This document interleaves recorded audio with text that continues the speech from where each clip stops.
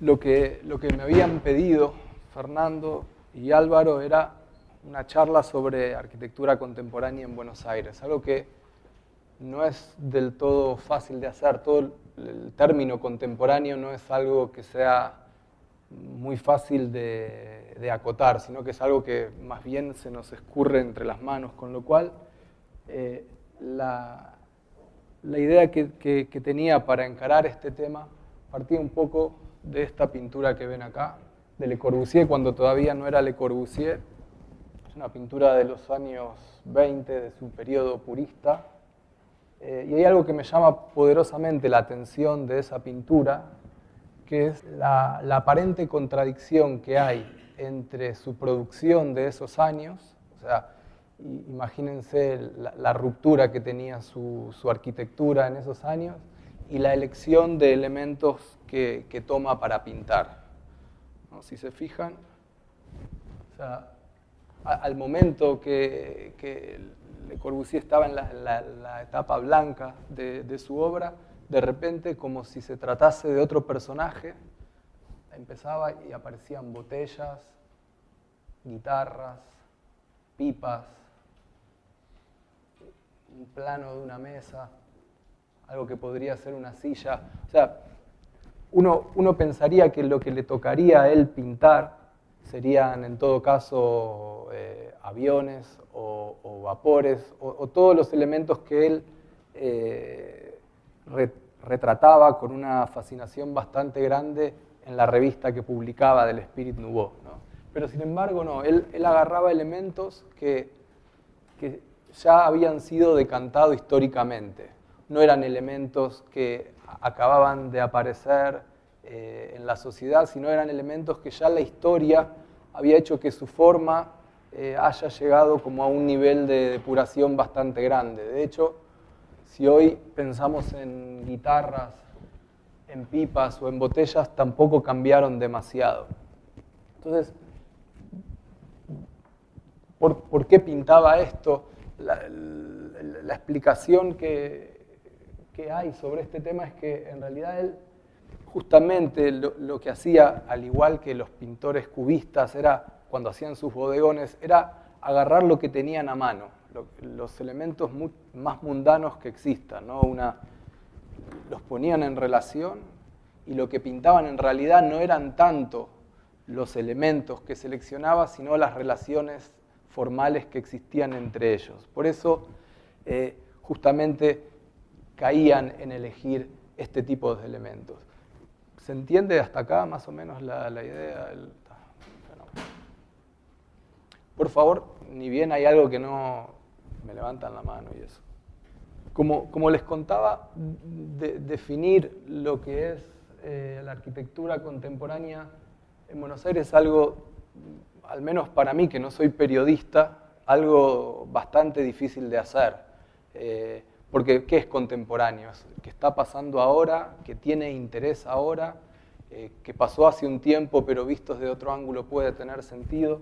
Generalmente, en este tipo de presentaciones, lo que se hace es mostrar a nuestros amigos, que para eso los tenemos, y casi siempre hablamos de una diversidad que la entendemos como sana, ¿no? Y mostramos las diferencias que hay entre nosotros y más o menos damos una idea de lo que está pasando, pero yo me pregunto cada tanto si esto que sucede ahí realmente es lo que me gustaría que pase, ¿no?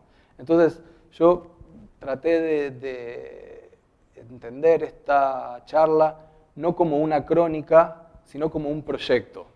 Tratar de definir una generación contemporánea sin importar demasiado en qué tiempo suceden las cosas, sino justamente haciendo eco de aquello mismo, ¿no? O sea, yo no, en lugar de elegir las últimas arquitecturas que están surgiendo y que todavía no tenemos una distancia crítica sobre ellas, lo que voy a intentar hacer es elegir lo que para nosotros son las botellas, para los arquitectos de Buenos Aires son las botellas, las pipas, las guitarras, y con eso intentar describir la agenda de una generación que podría ser la mía. Entonces, en lugar de hablarles de una gran diversidad de actores y de distintas influencias ideológicas, voy a hacer algo que es muy poco común hoy, y es que decir que en realidad vamos a hablar de un grupo de arquitectos.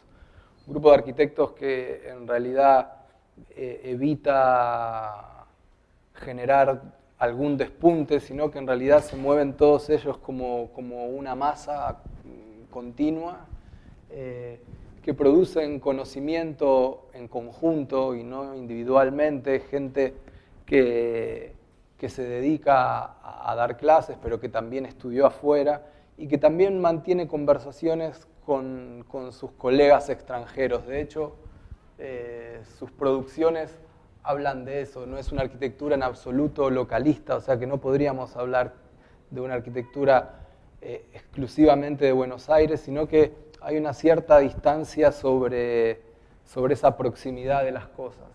Y esa distancia también es la que le permite a esta generación de arquitectos por ahí manipular con cierta perversión los elementos que heredaron. Fíjense que si bien acá estamos viendo una torre de oficinas muy alta, estamos viendo que también hay un basamento y estamos viendo que el conjunto se completa con un edificio de viviendas. Estamos hablando, y les voy a mostrar en realidad, una generación que casi en ningún caso tiene encargos trascendentes. No voy a mostrar ni museos, ni voy a mostrar grandes edificios públicos, sino que voy a mostrar una generación que tiene una vocación de servicio muy grande, que ante la necesidad de resolver un encargo privado, como es ese o como son tantos otros de lo que están hechos esta ciudad y todas las demás, es capaz de dar una respuesta innovadora y con una identidad marcada. Gente con un oficio bastante compartido, en la cual en sus plantas es difícil de rastrear su identidad, sino gente que por ahí ya es capaz de absorber herramientas de proyecto de los demás, pero justamente hacerlas particulares a cada uno de los casos. Ser capaces de resolver una cota cero con distintos accesos, resolver un basamento y una vez que se separa de la ciudad, poder separar un edificio de oficinas por un lado y un edificio de viviendas por otro que logra darle continuidad a la manzana y preparar la torre con mayor excentricidad.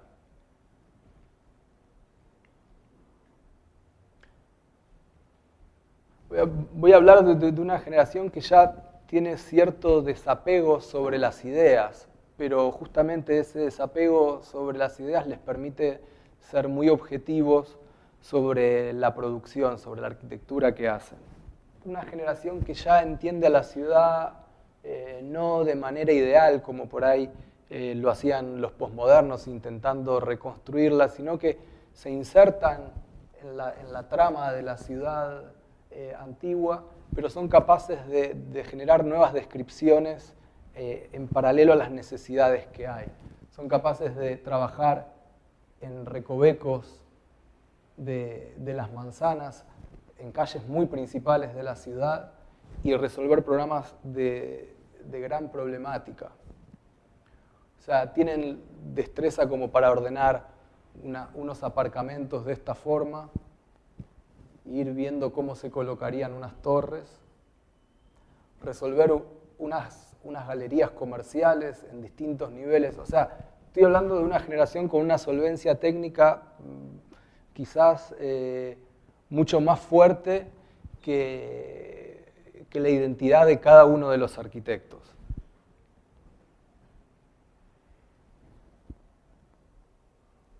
Y generar un basamento de esos niveles y después resolver, por un lado, un edificio de viviendas y por otro lado, un edificio de oficinas, entendiendo que la ciudad ya no se organiza en zonas, o sea que no existe ya O sea que es muy poco sostenible pensar de que hay zonas exclusivamente para dormir, zonas exclusivamente para trabajar, zonas exclusivamente para el entretenimiento. Ya entienden que la ciudad necesita de estos nodos que tengan una intensidad 24 horas.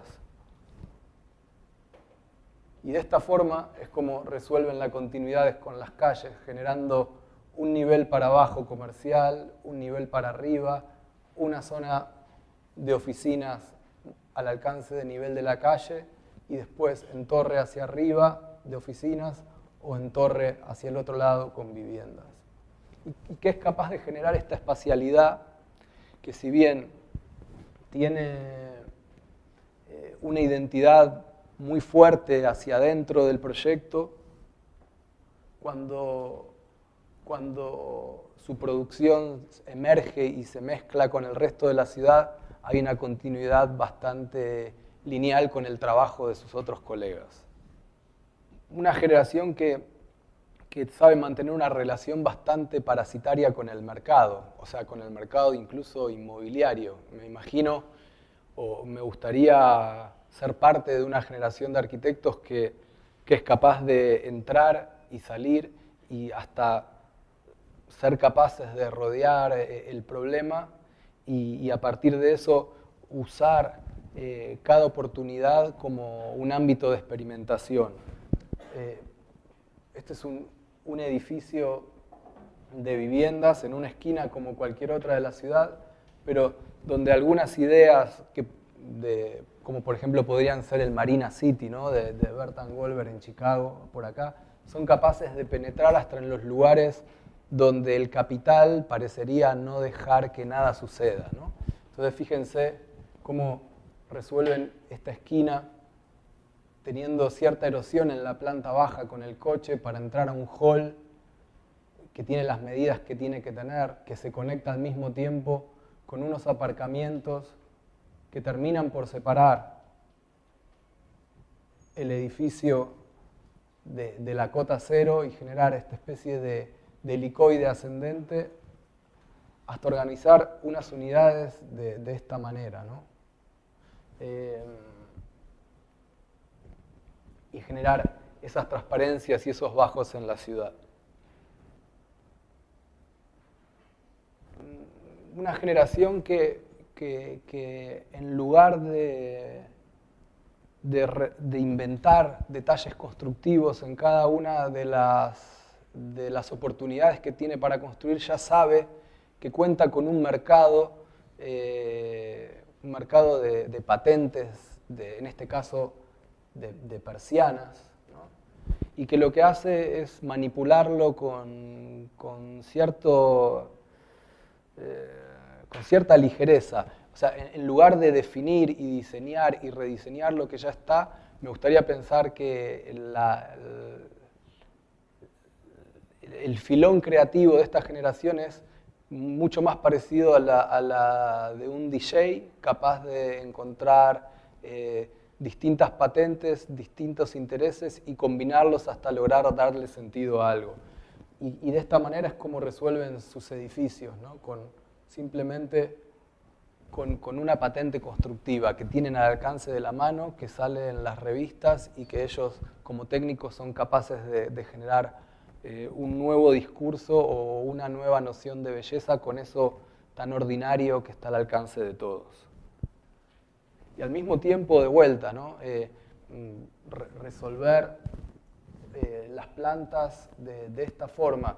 Y si casi hacemos el esfuerzo de entrecerrar los ojos, vamos a ver que si bien estoy mostrando edificios de distintos arquitectos, casi todos parecerían ser el mismo, porque me gustaría pensar que es lo que prefiere esta generación de arquitectos. No tanto tener sellos para dibujar, o sea, firmas de autor que hagan reconocible su persona, sino que la manera que tiene esta generación de dibujar es una manera que los impulsos individuales, por decirlo de alguna forma, se refugian detrás de unos modos de hacer mucho más colectivos, que son capaces de trabajar con cierta escala y eso permitirles trabajar ya no tanto con la unidad, sino con la serie.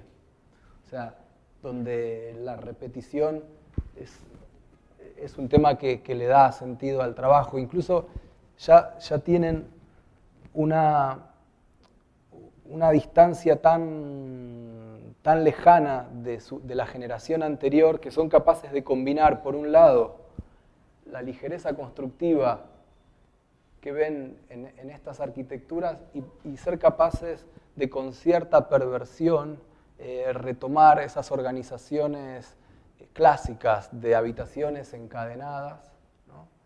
Sin circulaciones, casi como si fuese una arquitectura clásica metida de habitación en habitación, pero construida ahora con la máxima ligereza posible.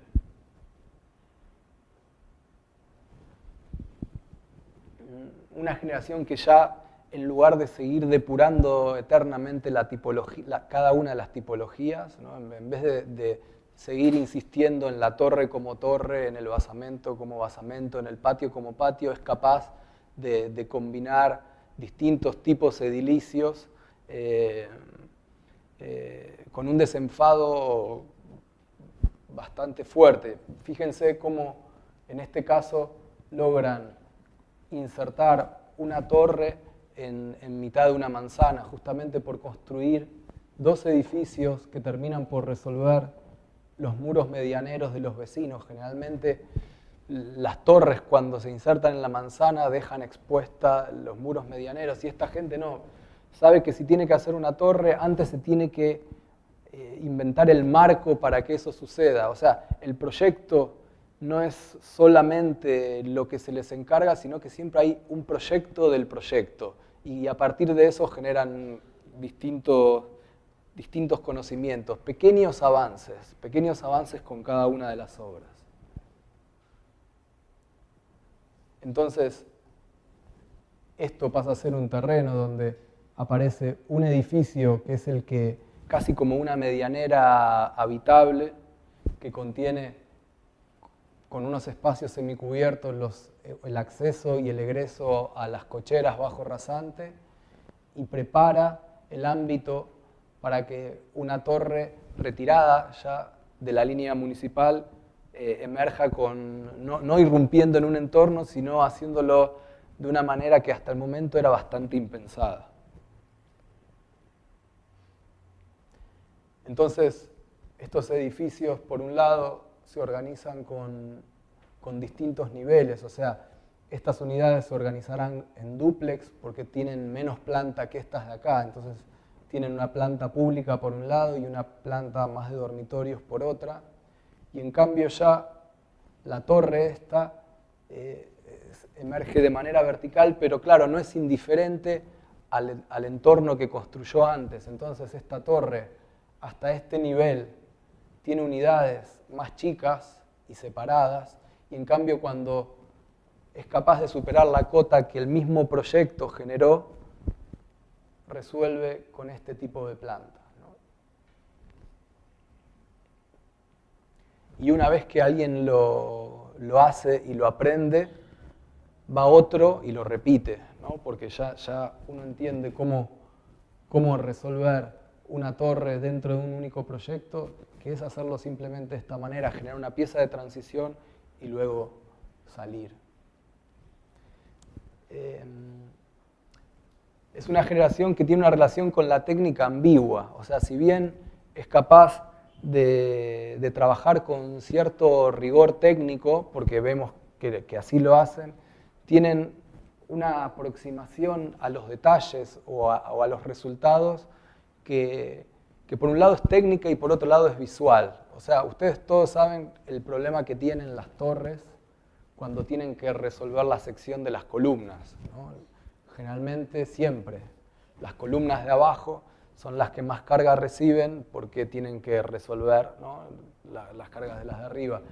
Y sin embargo, las de arriba no necesitan tanta dimensión. Entonces, eso en muchos casos es un problema, porque o bien las columnas están en el interior y entonces el cerramiento es indiferente de ese problema, pero en casos de estos tamaños, donde no estamos hablando de torres de 60 por 60 metros, de hecho son torres con unas dimensiones muy poco estándar, porque justamente no es una torre, es un edificio que tiene un edificio bajo que pone en relación con la manzana y después genera una torre demasiado angosta que hace casi obligatorio que los elementos estructurales estén por fuera.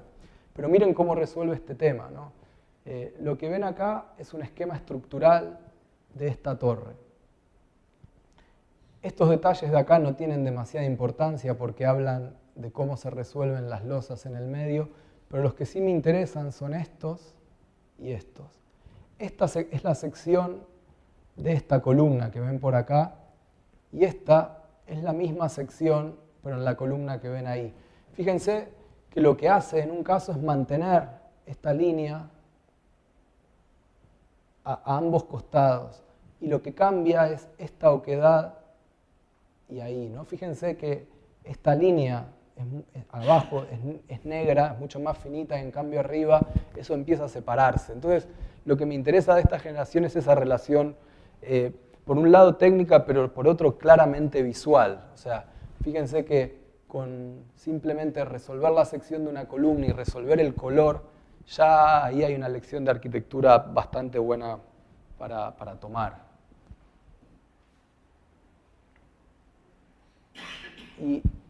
Y les puedo asegurar que en cada uno de los detalles, en cada uno de los despieces que encuentren en cada una de estas torres aparentemente genéricas, porque algo interesante de esto es que son todas parecidas, pero no son todas iguales. O sea, esto, no sé, ¿a alguien le gusta los Ramones, el rock? O sea, a cualquiera que le guste la música va a saber que una vez que empieza a escuchar los discos con detenimiento, sabe diferenciar entre una cosa y otra.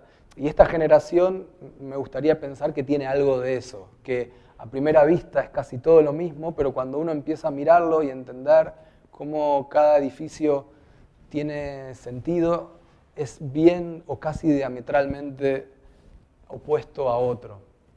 De hecho, también hay una conversación abierta entre esta generación. Entonces, si por un lado hay alguien extremadamente tectónico, ¿no? Y haciendo alarde de cómo incorporar elementos estructurales a un cerramiento, por otro lado aparece otro que directamente pasa de lo tectónico a lo áptico, donde es casi imposible entender cómo las cosas se sostienen, ¿no?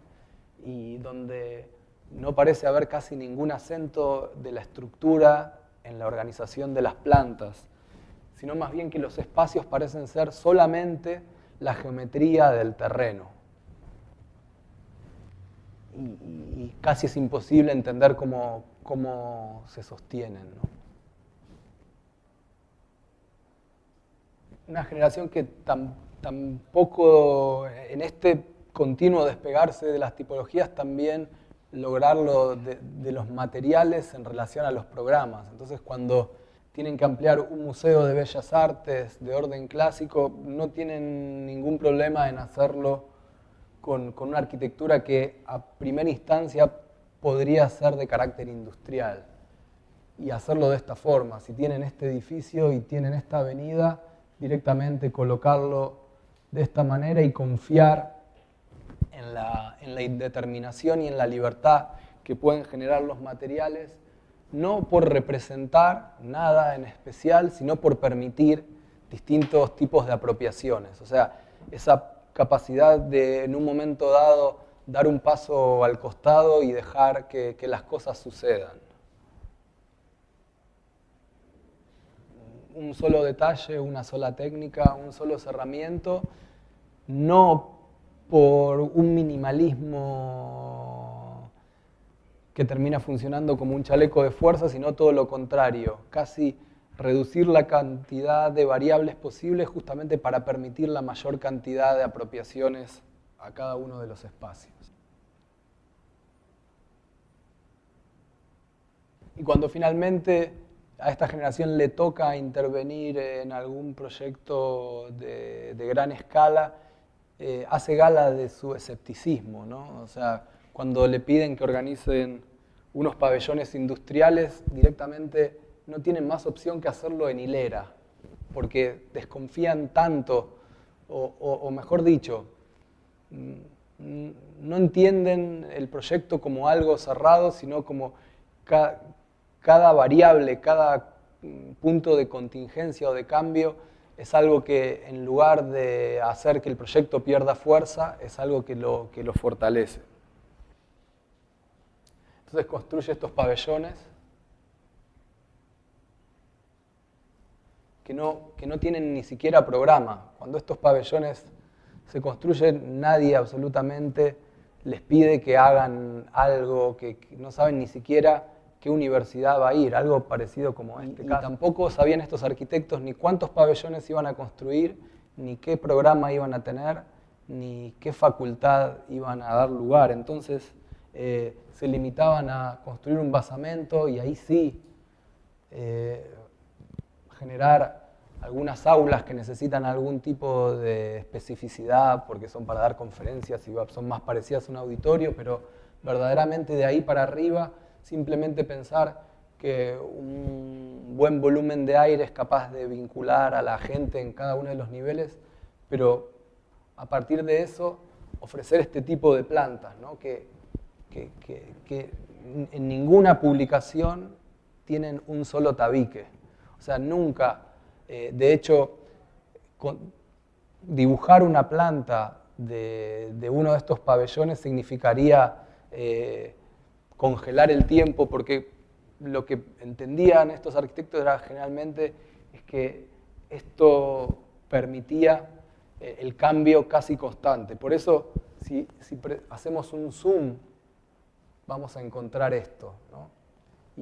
Y si lo vemos con cuidado, vamos a encontrar que estas ideas o esta manera de abrir las puertas a la incertidumbre o al cambio constante está dada en pequeñas decisiones, como por ejemplo entender que los forjados pueden ahuecarse y al ahuecarse pueden pasar las instalaciones por entre medio de las vigas y que esas instalaciones, cuando se encuentran con una columna, pasan por los costados. O sea que cada elemento estructural se transforma al mismo tiempo en un elemento que permite el cambio, que permite la adaptación de las distintas instalaciones. Es casi como si fuese la anti-Faust, ¿no? De Vilanova Artigas, que tiene en el interior de las columnas los drenajes, ¿no? En este caso, absolutamente todo el sistema funciona y sobrevive casi sin ningún esfuerzo, porque entendieron que las instalaciones en uno y otro caso tenían que tener un lugar, pero no podían ser definidas si básicamente lo que querían brindar a la sociedad era un pabellón sin ningún atributo más que permitir su continuo abuso a través de los años.